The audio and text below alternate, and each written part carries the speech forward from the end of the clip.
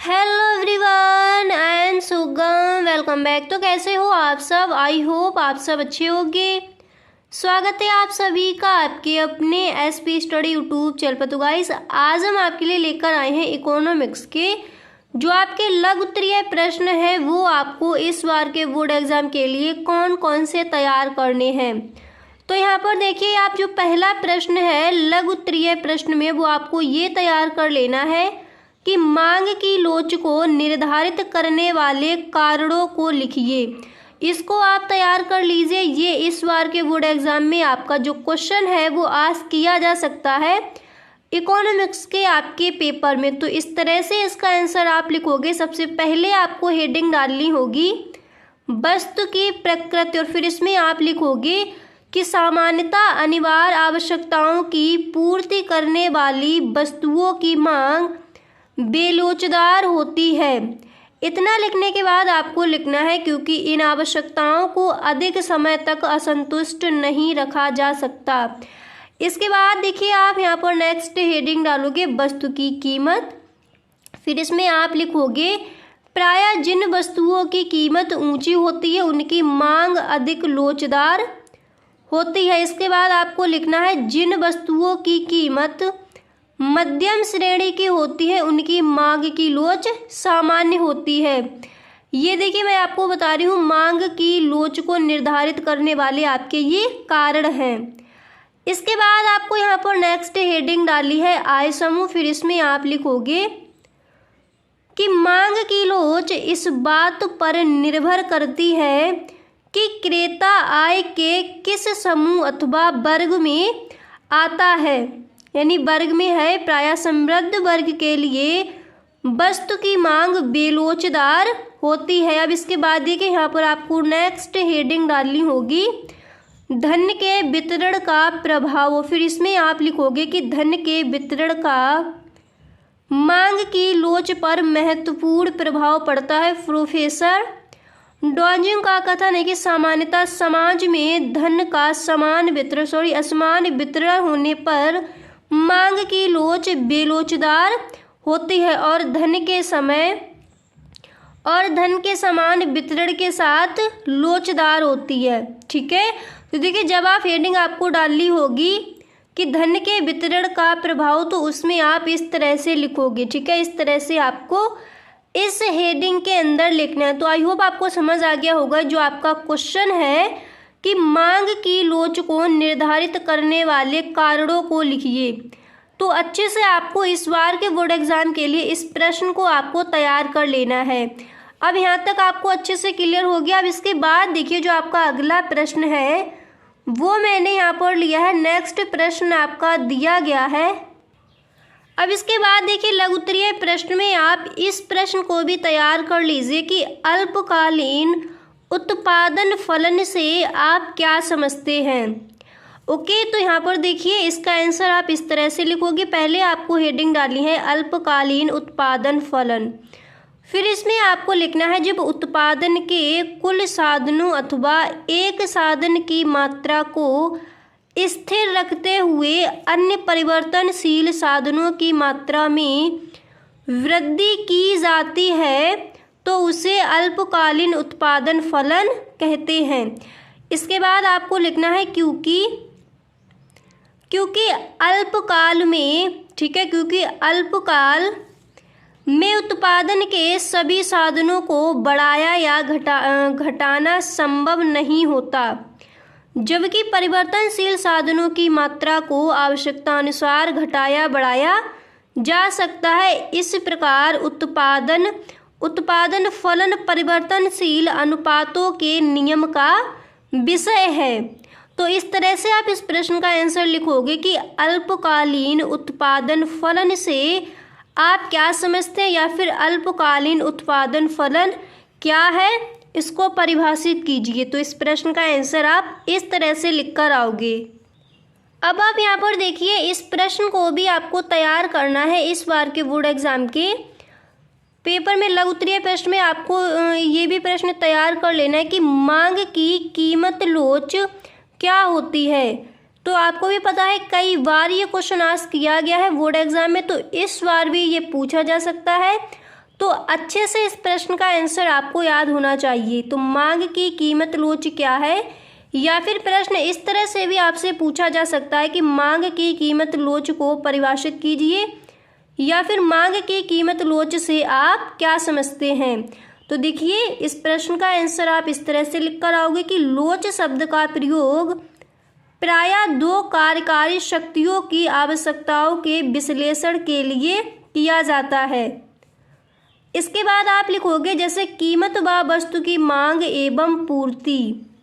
लोच द्वारा यह ज्ञात किया जाता है कि जब दो अस्थिर तत्व होते हैं तो एक तत्व के प्रतिशत परिवर्तन का दूसरे तत्व के प्रतिशत परिवर्तन पर क्या प्रभाव पड़ता है। इसके बाद आपको लिखना है कि लोच की अवधारणा का प्रयोग सर्वप्रथम अल्फ्रेड मार्शल ने अपनी पुस्तक प्रिंसिपल ऑफ इकोनॉमिक्स में किया था। इसके बाद आप लिखोगे उसमें इस अवधारणा का प्रयोग केवल कीमत परिवर्तनों के संदर्भ में किया गया था। उनकी इस अवधारणा को मांग की कीमत लोच कहा जाता है। तो देखिए एकदम बहुत ही इजी है इसका आंसर याद करना। तो अच्छे से एक दो बार इस वीडियो को आप सुनिए और जो मैंने आपको आंसर लिखाया इसको आप अपनी नोटबुक पर नोट कीजिए। अच्छे से आपको इस क्वेश्चन का आंसर याद हो जाएगा। अब इसके बाद देखिए जो आपका नेक्स्ट प्रश्न है वो मैंने यहाँ पर लिया है। अगला प्रश्न आपको इस बार के बोर्ड एग्जाम के लिए ये तैयार करना है कि गुणक क्या होता है, विवेचना कीजिए। ओके, प्रश्न आपका है गुणक क्या होता है, विवेचना कीजिए। तो देखिए इस प्रश्न का आंसर आप इस तरह से लिखोगे, जब समाज में किसी नवीन राशि का विनियोग किया जाता है तो उत्पादन और व्यय की एक ऐसी प्रक्रिया शुरू हो जाती है जिसमें जनता को प्रारंभिक विनियोग की तुलना में कई गुनी आय प्राप्त होती है। इसके बाद आप लिखोगे यह आय प्रारंभिक विनियोग की कुल तुलना में जितनी अधिक होती है वह मान गुणक कहलाता है।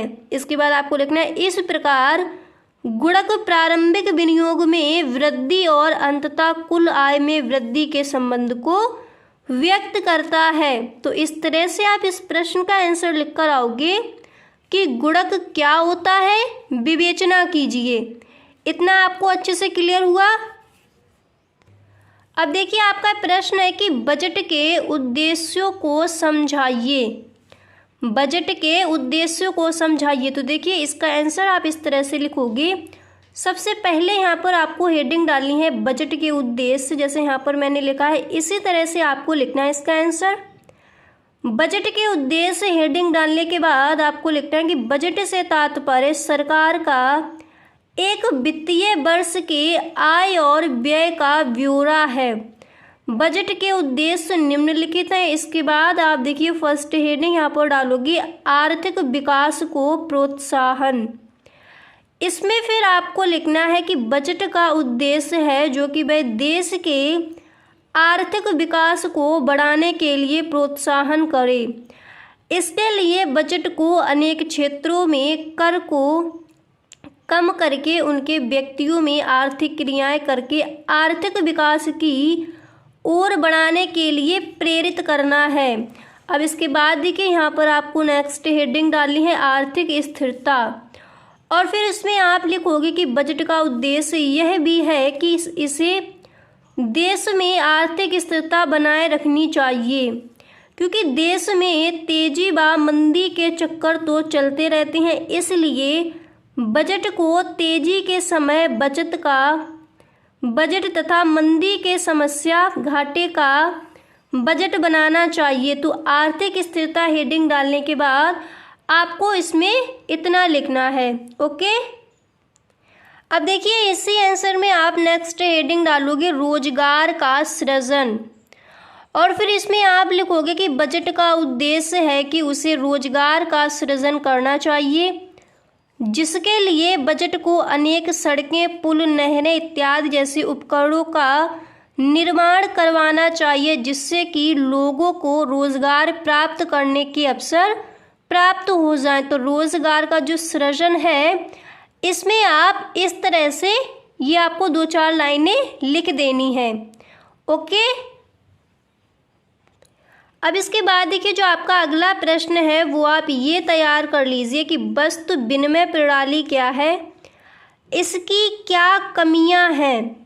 तो जब आप इस प्रश्न का आंसर लिखोगे तो इस तरह से पहले आपको हेडिंग डालनी होगी वस्तु विनिमय प्रणाली।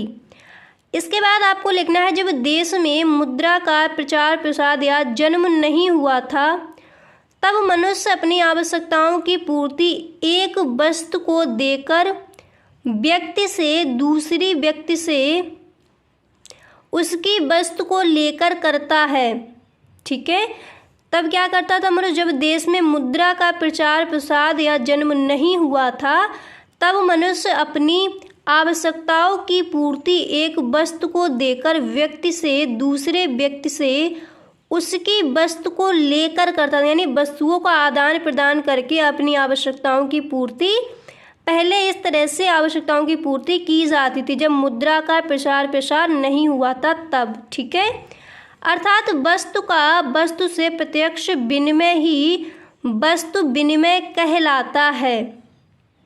अब इसके बाद आप नेक्स्ट हेडिंग यहाँ पर डालोगे एस.जे. थॉमस के अनुसार, फिर इसमें आप लिखोगे कि वस्तु विनिमय से तात्पर्य वस्तु का वस्तु से प्रत्यक्ष विनिमय ही वस्तु विनिमय कहलाता है। इन्होंने वस्तु विनिमय की परिभाषा को इस तरह से समझाया। अब इस तरह से आप देखिए नेक्स्ट हेडिंग यहाँ पर आपको डालनी होगी कि वस्तु विनिमय की कमियाँ, आपको बताना है वस्तु विनिमय की कमियाँ कौन कौन सी हैं। अब यहाँ पर देखिए पहले आपको एक लाइन लिखनी है, वस्तु विनिमय की कमियाँ निम्नलिखित हैं जो इस प्रकार हैं। इसके बाद देखिए आपको यहाँ पर फर्स्ट हेडिंग डाली है दोहरे संयोग का ना होना, और फिर इसमें आप लिखोगे वस्तु विनिमय की यह पहली बार मुख्य समस्या या कमी थी कि इसमें दोहरा संयोग नहीं पाया जाता है। दोहरे संयोग से तात्पर्य दोनों तरफ से सहमति वस्तु को बदलने की। ओके, इस तरह से आपको इस हेडिंग में यहाँ पर आपको इतना लिखना है। अब देखिए यहाँ पर आप नेक्स्ट हेडिंग डालोगे इसी आंसर में भी कि भावी भुगतान की समस्या, फिर इसमें आप लिखोगे वस्तु विनिमय में यह भी बहुत बड़ी कमी थी कि इस विनिमय में भविष्य में ऋण चुकाने की समस्या थी, क्योंकि मुद्रा तो चलती नहीं थी, वस्तु का वस्तु से ही विनिमय होता है जिसकी मात्रा स्थिर या निश्चित होती थी। इस तरह से आप इस हेडिंग में आपको इस तरह से 2-4 लाइनें लिख देनी है। तो इस प्रश्न का आंसर आप इस तरह से लिख कर आओगे। अब इसके बाद देखिए जो आपका अगला प्रश्न है वो आप ये तैयार कर लीजिए कि वस्तु की मांग में वृद्धि और मांग मात्रा में वृद्धि में भेद कीजिए। तो जब आप इस प्रश्न का आंसर लिखोगे तो यहाँ पर फर्स्ट हेडिंग आपको डालनी है वस्तु की मांग में वृद्धि, और फिर आपको लिखना है मांग में वृद्धि का तात्पर्य किसी वस्तु की मौजूदा कीमत पर खरीद में वृद्धि से है। इतना लिखने के बाद देखिए यहाँ पर फिर आपको लिखना है, इतना लिखने के बाद आप लिखोगे कि वस्तु की कीमत में वृद्धि होने पर उसकी मांग घटती है तथा वस्तु की कीमत में कमी होने पर उसकी मांग बढ़ती है। ये आपको अच्छे से समझ आ रहा है, ठीक है। अब यहाँ पर देखिए इसके बाद आपको इसी आंसर में नेक्स्ट हेडिंग आपकी पड़ेगी मांग मात्रा में वृद्धि। ओके, और फिर इसमें आप लिखोगे मांग की मात्रा में वृद्धि का तात्पर्य किसी वस्तु की कीमत में पूर्ण होने के कारण उसकी खरीद में वृद्धि से है। मांग की मात्रा उस वक्र पर एक विशिष्ट बिंदु को संदर्भित करता है जहां एक निश्चित कीमत पर निश्चित मात्रा से जुड़ी होती है। इस तरह से आप इस प्रश्न का आंसर लिखकर आओगे। अब इसके बाद देखिए इस प्रश्न को भी आप तैयार कर लीजिए। देखिए ये प्रश्न या तो आपका लघुत्तरीय प्रश्न में पूछा जाएगा या फिर आपका अत में भी ये प्रश्न पूछा जा सकता है कि कीमत रेखा क्या है। ठीक है, तो कीमत रेखा क्या है, देखिए इस प्रश्न का आंसर आप इस तरह से लिखोगे। हेडिंग आपको डालनी है प्राइस लाइन, फिर आप लिखोगे कीमत रेखा वह रेखा है जो एक्स अक्ष के समांतर एक निश्चित कीमत के लिए खींची जाती है। इसके बाद आपको लिखना है यह फर्म के मांग वक्र को प्रदर्शित करती है। ओके। इसके बाद आपको लिखना है, ये बाजार कीमत तथा फर्म के उत्पाद के संबंध को दर्शाती है। सभी फर्मों को इस रेखा का सामना करना पड़ता है, कीमत रेखा पर AR बराबर MR बराबर प्राइस। तो इस तरह से आप इस प्रश्न का आंसर लिख कर आओगे। ओके, यहाँ तक आपको अच्छे से समझ आ गया। अब इसके बाद देखिए, आप इस प्रश्न को तैयार कीजिए कि 1929 की महामंदी का वर्णन कीजिए। तो जब आप इस प्रश्न का आंसर लिखोगे तो इस तरह से आपको हेडिंग डालनी होगी 1929 की महामंदी, और फिर देखिए इसमें आप लिखोगे कि विश्वव्यापी महामंदी का प्रारंभ 1929 से 1933 ईस्वी तक चला। इस अवधि में यूरोप व उत्तरी अमेरिका जैसे देशों में उत्पादन व रोजगार के स्तर में भारी गिरावट आई। इसका प्रभाव अन्य देशों पर भी पड़ा।